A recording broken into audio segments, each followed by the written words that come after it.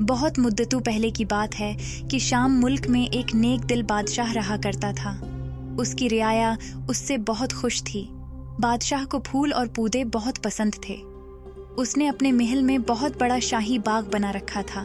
وہ روز مغرب کی نماز کے بعد اپنے باغ میں جایا کرتا تھا۔ ایک دن بادشاہ اپنے باغ سے واپس آیا اور عشاء کی نماز پڑھ کر سو گیا۔ اس نے خواب میں دیکھا کہ آسمان سے 4 پریاں اتر رہی ہیں۔ ان میں سے ایک پری نے اپنے ہاتھ پھیلائے اور زمین سے ایک سونے کا تنا اگ گیا۔ پھر دوسری پری نے ہاتھ پھیلائے اور اس تنے پر چاندی کی شاخیں لگ گئیں۔ پھر تیسری پری نے اپنے ہاتھ پھیلائے اور ان شاخوں پر ہیروں کے پتے لگ گئے۔ اس خوبصورت سونے چاندی کے درخت کو دیکھ کر بادشاہ حیران رہ گیا۔ اچانک ان میں سے ایک پری سیب بن گئی اور اس درخت پر ایک عجیب قسم کا جانور آ کر بیٹھ گیا۔ اس جانور نے وہ لال رنگ کا سیب کھانا شروع کر دیا اور پھر بادشاہ کی آنکھ کھل گئی۔ بادشاہ کو اپنے اس عجیب خواب پر بہت تعجب ہوا۔ بادشاہ کے دل میں ایک خواہش جاگی تھی کہ اس کے باغ میں بھی بالکل اسی طرح کا ایک درخت ہو۔ بادشاہ کے پاس خواب کی تعبیر بتانے والے ایک بزرگ تھے۔ اگلے روز بادشاہ اس بزرگ کے پاس گئے اور اپنا خواب بتا دیا۔ بزرگ نے کہا، بادشاہ، جو آپ نے پریاں دیکھی ہیں وہ کوہ کاف کی پریاں تھیں۔ ان کو ایک ظالم دیو نے قبضے میں کر رکھا ہے۔ ان کو آپ کی ضرورت ہے۔ بادشاہ نے اپنے تمام سپاہی اکٹھے کیے اور کہا کہ جو اس دیو سے پریوں کو چھڑا کر لائے گا اسے میں اپنی بہت سی دولت دے دوں گا۔ دولت کی لالچ میں ہر کسی نے اپنی ایڑھی چوٹی کا زور لگا دیا، لیکن سب ناکام ہو کر لوٹے۔ بادشاہ کا ایک وزیر بھی تھا۔ بادشاہ کو اس وزیر پر بہت اعتماد تھا۔ اس نے بادشاہ سے اجازت مانگی کہ اسے اس کام کے لیے بھیجا جائے۔ بادشاہ مان گیا۔ اب وزیر کوہ قاف کی جانب نکل پڑا۔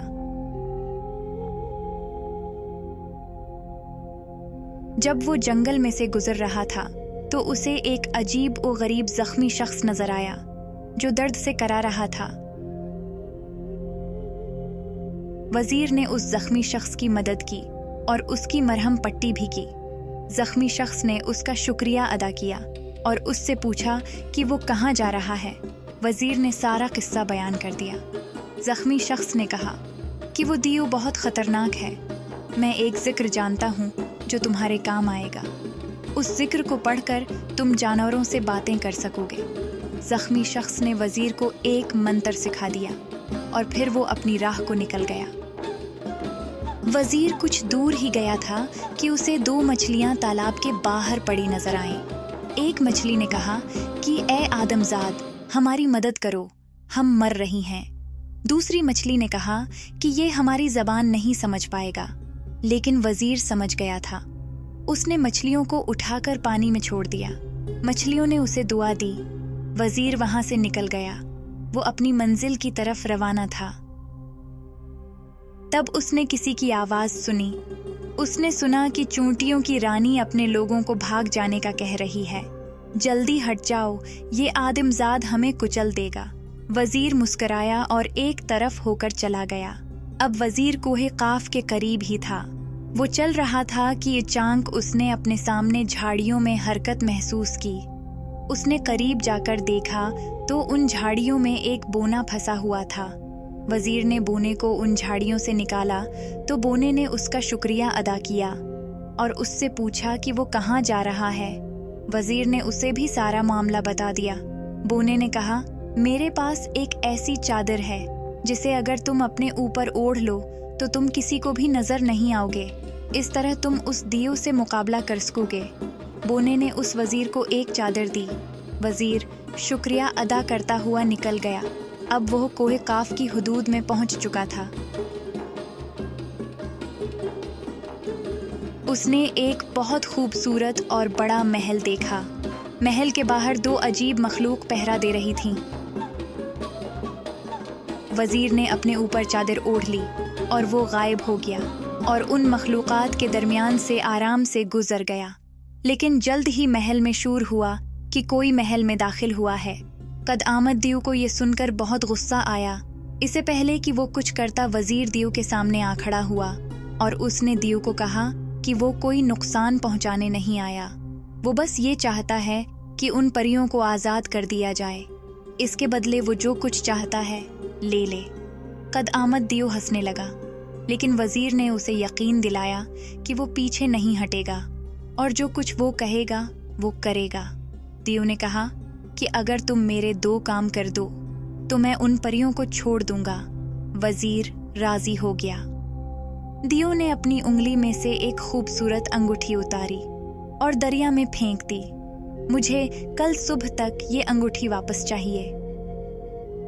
वजीर परेशान हुआ कि वो इतने बड़े दरिया में अंगूठी कैसे ढूंढेगा, और फिर उसे वो मछलियां याद आएं। उसी दरिया में ही वो मछलियां रहा करती थीं। उसने उन मछलियों को बुलाया और सारा माजरा बयान किया। मछलियों ने कहा, तुम फिक्र मत करो, हम तुम्हें सुबह होने से पहले अंगूठी ला देंगे।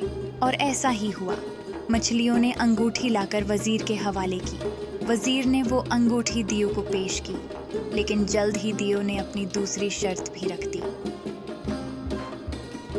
उसने 3 बोरियां बाजरे की जमीन पर गिराएं और कहा कि कल दोपहर तक ये सारा बाजरा मुझे बोरियों में वापस चाहिए। वजीर फिर परेशान हुआ। तब वहां चूंटियों की फौज आ गई और उन्होंने दोपहर तक 3 बोरियां बाजरे से भर दें। दियो ये देखकर बहुत हैरान हुआ। वजीर ने कहा, मैंने तुम्हारी शराइत पूरी की और अब उन परियों को जाने दो। दियो हंसा और कहा कि तुम इंसान बहुत बेवकूफ़ हो। तुमने मेरी बातों का यकीन कर लिया। मैंने तुमसे झूठ बोला था।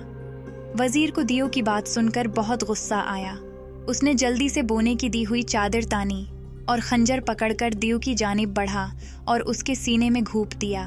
दियो बुलंद आवाज में चीख मारता हुआ जमीन बूस हो गया। वजीर ने तहखाने में जाकर परियों को आजाद किया। परियां उसे उठाकर वापस बादशाह के पास ले आईं।